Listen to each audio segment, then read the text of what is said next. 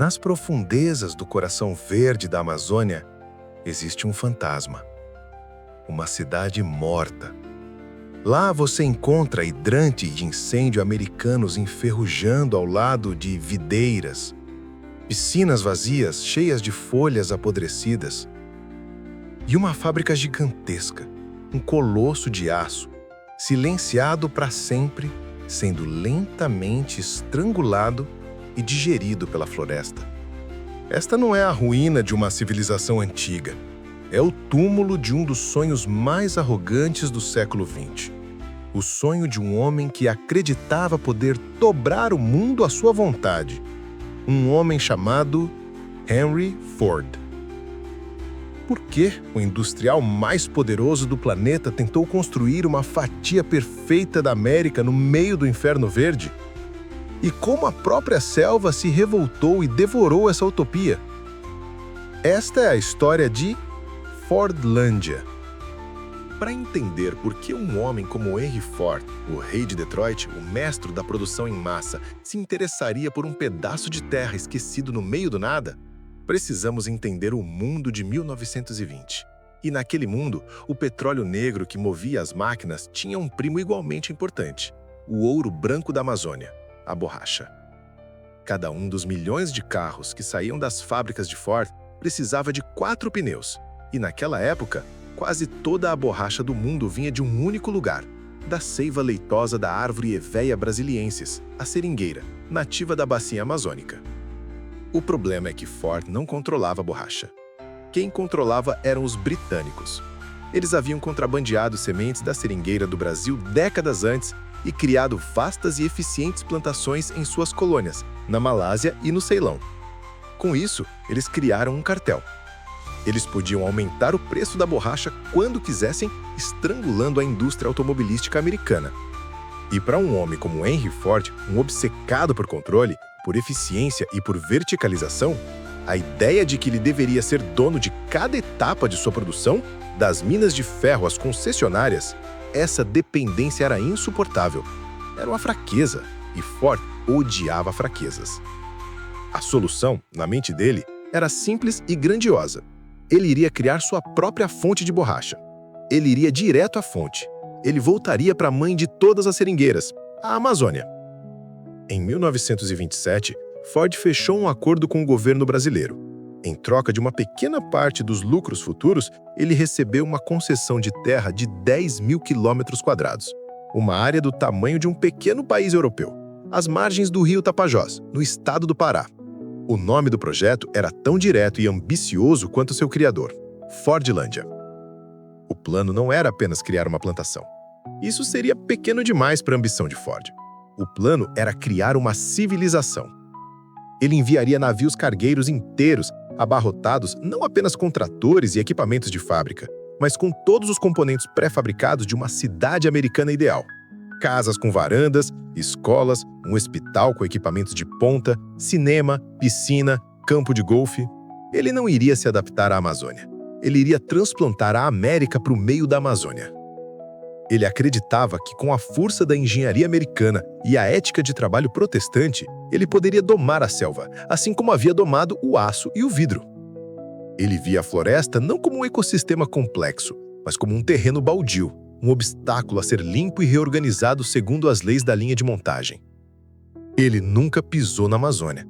Ele governava sua utopia tropical por decreto, de seu escritório confortável em Michigan. Ele não entendia o solo, não entendia o clima e, o mais fatal de tudo, ele não entendia as pessoas que precisaria para construir seu sonho.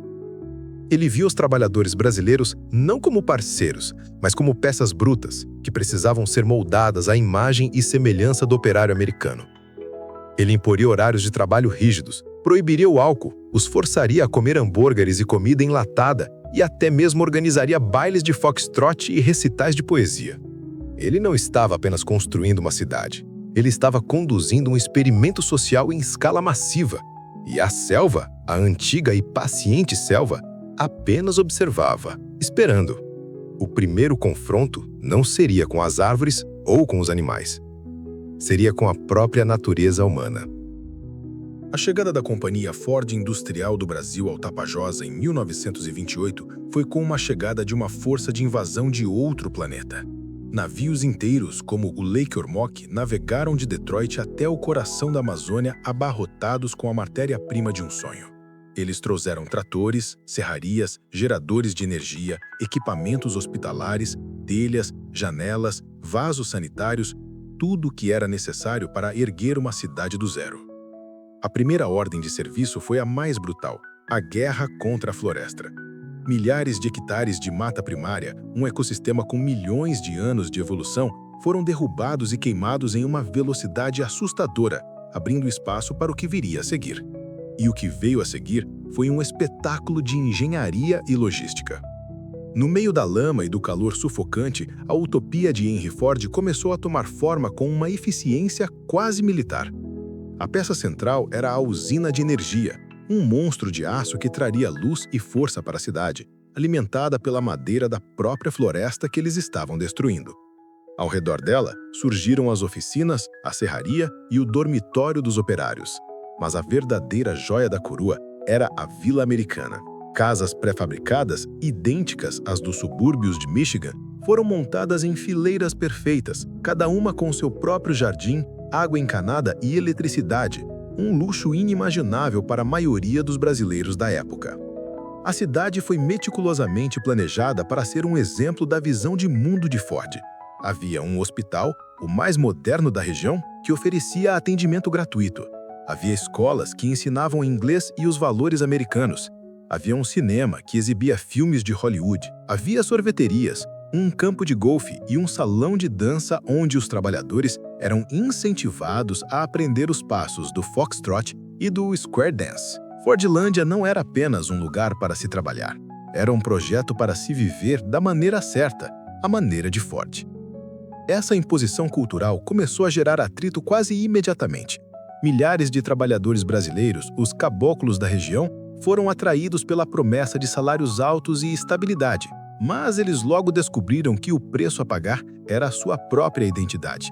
A companhia instituiu um sistema de ponto com relógios, algo totalmente estranho à cultura local, onde a vida era regida pelo sol e pelas estações. Os gerentes americanos, que não falavam português e viam os locais com desdém, tentaram forçar uma dieta à base de comida enlatada, como espinafre e pêssego em calda, e hambúrgueres, ignorando a dieta tradicional brasileira de arroz, feijão, farinha de mandioca e peixe fresco. Mas o estopim da revolta foi a tentativa de Ford de controlar a vida pessoal de seus empregados. Um moralista convicto, Ford proibiu o consumo de álcool e o tabaco dentro dos limites da cidade. Ele até mesmo contratou inspetores para verificar se as casas estavam limpas e se as regras estavam sendo seguidas. A reação dos trabalhadores foi criar uma zona de escape. Do outro lado do rio, fora da jurisdição da companhia, floresceu uma vila de palafitas conhecida como a Ilha da Inocência. Era um lugar de bares, bordéis e liberdade, onde os trabalhadores podiam gastar seu dinheiro e ser eles mesmos, longe dos olhos puritanos dos gerentes americanos. A tensão entre a utopia controlada de Fordlândia e a realidade caótica da Ilha da Inocência crescia a cada dia. Era uma panela de pressão prestes a explodir. E em 1930, ela explodiu. O incidente que acendeu o pavio foi novamente a comida. Cansados da comida americana, que consideravam insossa e inadequada, os trabalhadores exigiram que a companhia servisse comida brasileira no refeitório no sistema de autosserviço. A gerência recusou. Foi a gota d'água. A frustração acumulada por meses de controle cultural e desrespeito explodiu em uma fúria coletiva. O motim, que ficou conhecido como quebra-panela, foi violento. Os trabalhadores, armados com facões e pedaços de pau, destruíram os relógios de ponto, quebraram os equipamentos do refeitório, cortaram os pneus dos carros e caminhões da companhia e marcharam em direção à Vila Americana cantando "Morte aos Americanos". Os gerentes, aterrorizados, fugiram para a selva ou se esconderam em navios no rio. O exército brasileiro teve que ser chamado para restaurar a ordem. O sonho de Ford de criar uma força de trabalho dócil e americanizada havia se transformado num pesadelo. E aquele era apenas o começo dos problemas. A selva, a verdadeira dona daquele lugar, ainda não havia apresentado a sua fatura. A revolta do quebra-panela foi um choque, mas, para Henry Ford, era um problema de disciplina, algo que poderia ser resolvido com mais controle e novos gerentes. O verdadeiro inimigo, no entanto, não usava facões nem gritava palavras de ordem. Ele era microscópico, silencioso e já estava se espalhando pelos campos recém-plantados. O maior erro de Ford não foi cultural, foi agronômico e foi um erro nascido da mais pura arrogância industrial. Ford acreditava que a lógica da linha de montagem poderia ser aplicada a qualquer coisa, inclusive à agricultura. Na natureza, as seringueiras da Amazônia crescem de forma dispersa, uma aqui e outra a centenas de metros de distância, protegidas pela imensa biodiversidade da floresta. Essa dispersão é um mecanismo de defesa natural contra pragas, mas, para a mente de Ford, isso era ineficiente. Em Fordland, ele ordenou que as seringueiras fossem plantadas em fileiras perfeitas e compactas, como carros em uma linha de montagem. Milhares e milhares de árvores da mesma espécie, plantadas lado a lado, a perder de vista. Ele não criou uma plantação. Ele criou um banquete. Um banquete para todos os fungos, insetos e pragas que evoluíram por milênios para se alimentar especificamente da seringueira. O principal vilão foi um microfungo que causa uma doença chamada mal das folhas.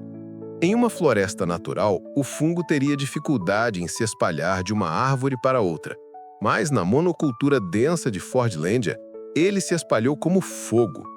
As folhas das jovens seringueiras começavam a desenvolver manchas, depois secavam e caíam, matando a árvore. Larvas de insetos e exércitos de formigas saúvas também atacaram as plantações, que não tinham a proteção de outras plantas ou predadores naturais. Os gerentes americanos, que entendiam de motores, mas não de botânica tropical, tentaram combater o problema com soluções industriais. Borrifaram pesticidas em quantidades enormes, que não só não funcionaram, como também envenenaram o solo e os rios. A floresta não estava apenas resistindo. Ela estava contra-atacando com armas biológicas. Enquanto as árvores adoeciam, os homens também adoeciam. A selva, que os gerentes de Ford viam como um espaço a ser dominado, era um ambiente hostil e cheio de perigos invisíveis. A malária, a febre amarela, a febre tifoide e infecções por parasitas eram endêmicas. Embora o hospital de Fordland fosse moderno, ele vivia lotado.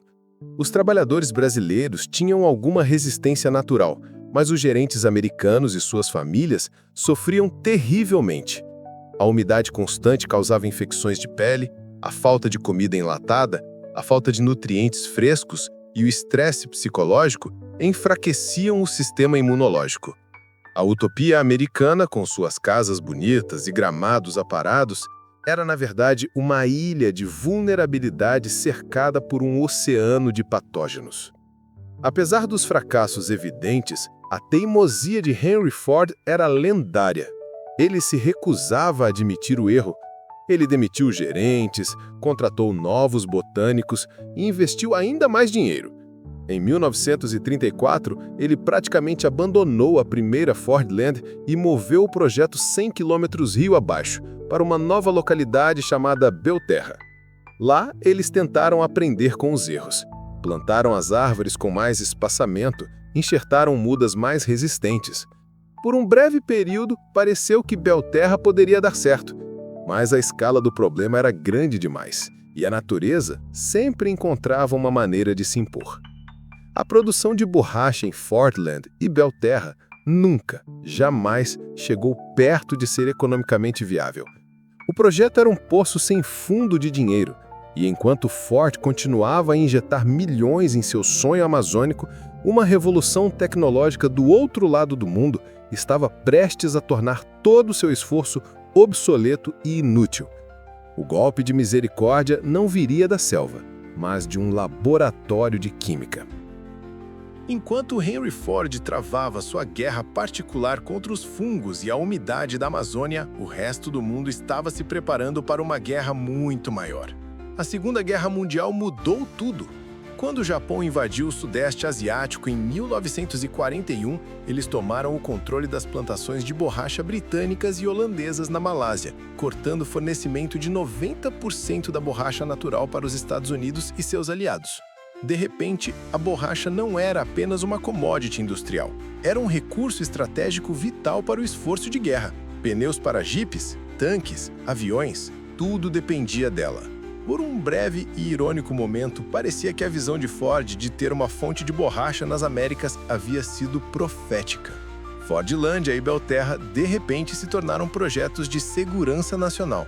O governo americano injetou dinheiro e recursos no projeto amazônico. A produção aumentou um pouco, mas nunca o suficiente para saciar a sede insaciável da máquina de guerra. A verdadeira solução para a crise da borracha não viria das árvores, mas do petróleo. Impulsionados pela necessidade da guerra, cientistas americanos aceleraram dramaticamente a pesquisa e o desenvolvimento da borracha sintética. Em poucos anos, eles conseguiram criar um substituto viável e barato que podia ser produzido em massa em fábricas nos Estados Unidos, longe das pragas da selva e dos submarinos inimigos. Ao final da guerra, em 1945, a indústria da borracha sintética era uma realidade consolidada. O cartel britânico havia sido quebrado para sempre. E com isso, a razão de ser de Fordlândia, o motivo pelo qual Henry Ford havia enterrado milhões de dólares na lama do Tapajós, simplesmente desapareceu. A borracha natural da Amazônia, com os seus custos altos e produção instável, não podia competir com a borracha sintética, barata e eficiente. O sonho de Ford não era mais necessário. Ele havia se tornado obsoleto. Henry Ford morreu em 1947 e, com ele, morreu a força motriz por trás do teimoso projeto amazônico.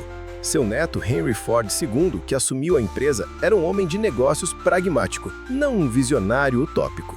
Ele olhou para os balanços de Fordlândia e Belterra e viu o que eles realmente eram, um sangramento financeiro colossal. Em 1945, ele iniciou as negociações com o governo brasileiro. Ele vendeu todo o Império Amazônico, as cidades, as fábricas, as plantações, a terra do tamanho de um país, de volta para o Brasil por uma quantia irrisória de $250 mil. A Ford Motor Company calcula que o prejuízo total do projeto, em valores corrigidos, ultrapasse os $200 milhões. O que se seguiu foi o lento apagar das luzes. Sem o dinheiro da Ford, a utopia não podia se sustentar.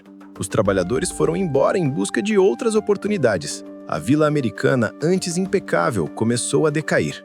A selva, que nunca havia sido realmente derrotada, começou a sua reconquista paciente. Videiras e trepadeiras escalaram as paredes das casas. As raízes das árvores arrebentaram o asfalto das ruas. A ferrugem consumiu o aço da grande fábrica, silenciando suas máquinas para sempre. Fordlândia se tornou uma cidade fantasma, um monumento surreal à arrogância industrial e à resiliência da natureza. Hoje, Fordlândia ainda existe. Uma pequena comunidade de pessoas vive lá, em meio às ruínas do sonho americano. As casas de madeira, os hidrantes, a caixa d'água, tudo está lá, como artefatos de um museu a céu aberto. Testemunhas silenciosas de uma das aventuras empresariais mais espetaculares e malfadadas da história. A história de Fordlândia nos faz pensar até que ponto a nossa tecnologia e ambição podem realmente dominar a natureza. E quais são os custos de ignorar a sabedoria do ambiente e das culturas locais? As ruínas no meio da Amazônia não são apenas um fracasso de Henry Ford, mas um aviso para todos nós. Você já conhecia essa história incrível? O que você acha que foi o maior erro de Henry Ford? Deixe sua opinião aqui nos comentários. Adoramos debater as grandes sagas da história. Se você curte histórias sobre grandes sonhos, fracassos espetaculares e o eterno confronto entre o homem e a natureza, não se esqueça de deixar o seu like, se inscrever no canal e ativar o sininho. Obrigado por explorar essa cidade perdida conosco. Até a próxima aventura!